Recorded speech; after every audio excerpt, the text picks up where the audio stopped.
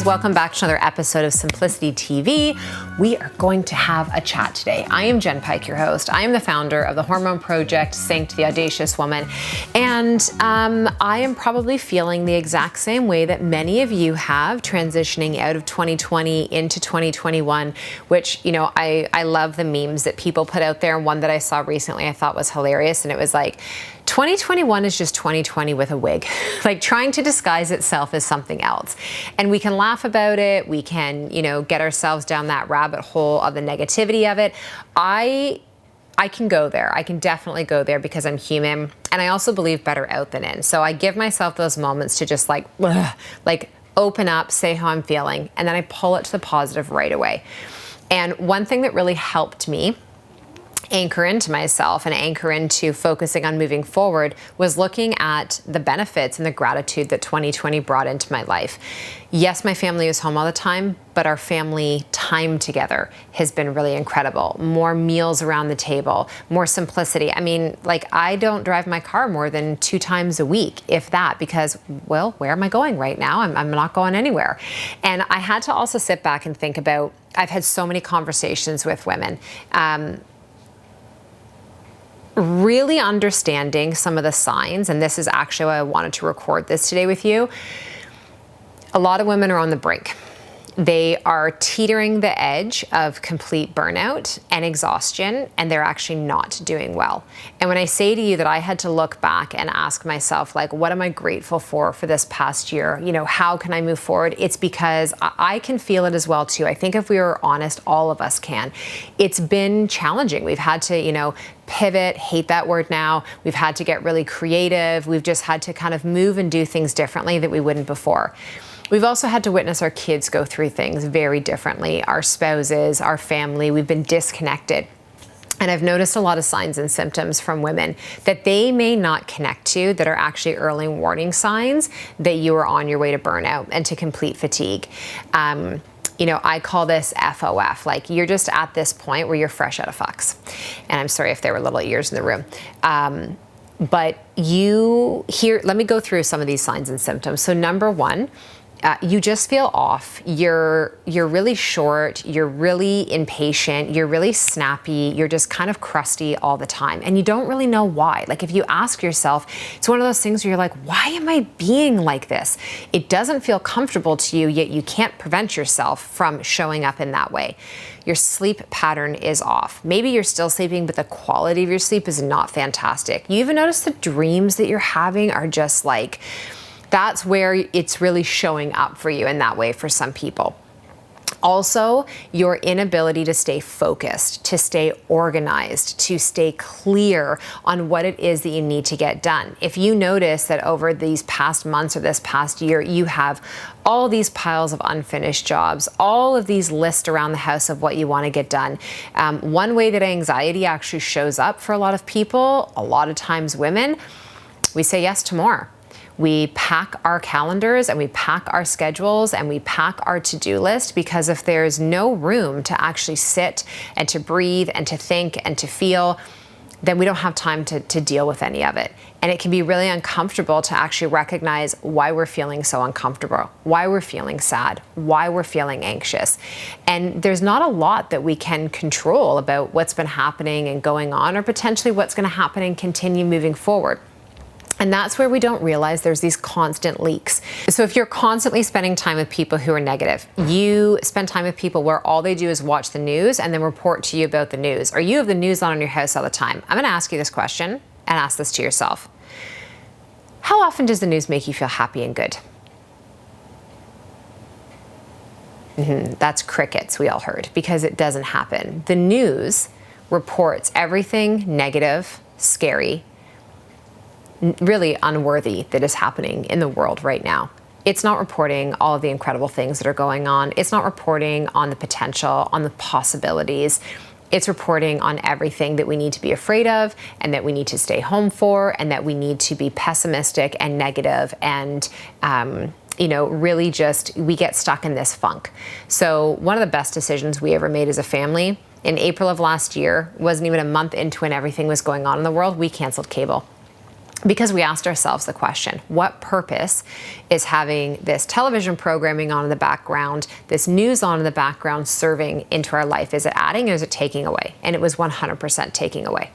So we got rid of that. It's also who you are connecting with. Are you surrounded by negative Nellies, people that are always complaining, that are always in a lack mentality?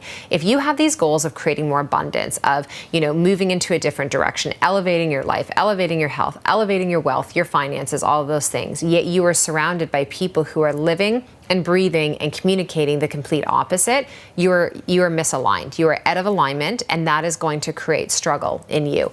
Maybe it's your job, maybe it's something else. I don't know you, so I don't know what it is that's going on. But if you start to feel all these things and you're sitting there and you're nodding your head and you're like, oh my gosh, this is just resonating with me so much, keep listening and pay attention.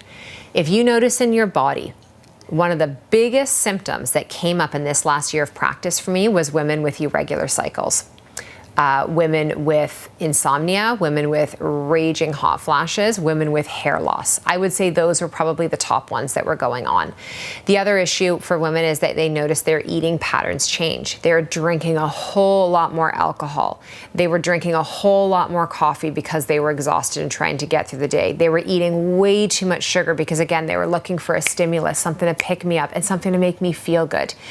A lot of people, when you take away the opportunity to be ordering from restaurants or going out to a restaurant, we tend to, not necessarily do as good of a job as we could taking care of ourselves nutritionally by getting more fast food, more packaged food, those types of things. And if that doesn't make you feel good, that's not great. If it makes you feel good, well then awesome. Maybe that's one way your life improved in the last year. Most people who I talk to have said to me, like, my eating is just, I didn't fall off the bandwagon. I fell off, kicked it to the curb and lit it on fire. I don't even know where it is. I just feel so out of whack with how I'm eating and supporting my body. And that is something to think about. Did you stop exercising? Did your gym close? How hard is that for people? Listen, I create movement series. I have the equipment right here behind me. I am a motivated individual. I get outside and walk. I felt the pain of my gym closing. I felt the pain of not being able to leave my house and drive away from my family to go and get time for myself to lift and to train and to move. I felt the pain as an instructor, losing my connection with my classes and my students. And I know a lot of you who follow me, you teach classes in person. There are a lot of things that we had to manage and deal with this year that we weren't prepared for. There wasn't a handbook that was handed out. And so our bodies have taken the brunt. We've taken the brunt physically, we've taken the brunt emotionally, and we've taken it mentally. And when I say FOF, fresh out of the fucks, it's because you don't care anymore. And that's really what concerns me right now, is the amount of women that are reaching out and saying to me, I don't care. I don't have motivation to do anything. I don't care to change. I know I need to. I know somewhere inside of me I want to, but I don't care. I don't care what the kids do anymore. I don't care how much they're on their devices. I don't care I don't care. When you get to that place where you're so depleted and you don't have it in you to muster it up, that is a huge issue, and you need to start to pay attention. You need to reach out and talk to someone. Maybe you need to, if physically there's a lot of things breaking down and going on, you need to get fresh blood work done. You need to work with a practitioner. You need to work with us. You need to do functional testing. You need something that is going to help to remotivate you, re-engage you, and get you back to that place where you do care. Because there's a lot we should be caring about. There is a lot of amazing, beautiful, wonderful things that are happening in the world and in our lives and that could be happening. But if you continue to stay stuck in the muck, and that you feel like you're constantly stuck in this position of fight or flight or freeze. You literally feel like you've taken your hands off the steering wheel. Come here, Charlie. Come here. You need to get a puppy because they make you feel happy and better. Hi. And you need to do something to help you break out of that funk. I can't tell you exactly what that thing is, but I can encourage you to start to look not only outside of yourselves, but also tap inward. I'm going to give you 3 tips that'll cost you nothing that could change a lot for you. The first is start to brain dump. Get pen and paper and connect those two together and start to brain dump. Anything that you're feeling, that you're thinking, whatever it is, literally barf it out and put it onto the page. It will feel so much better to have it out of you versus in you. The second thing that is absolutely free, start to walk, get outside, get fresh air, get vitamin D, walk away, go by yourself. You could listen to a podcast or a book or just your own thoughts. It is one of the most cathartic experiences you can create for yourself. It is amazing for your body physically, but more so for me, the walking is about the mental, emotional part of it. And the third thing is, can you create a deeper level of rest? Can you get to bed a little bit earlier? Can you leave the dishes, leave the laundry, leave the stuff that is actually making you more frustrated and pissed off, and can you get into your bed earlier? Can you read a book? Can you do something that you know, if I were to say to you, and Charlie was like a genie bottle and I was the genie and I could literally just rub it, yes, and grant you a wish and say to you, what is one thing that you could do right now that brings you joy and happiness and anchors you in? Without, like, literally, what's the first thing that comes to your mind? Not, that's not possible. No, I can't. Nope. What is it?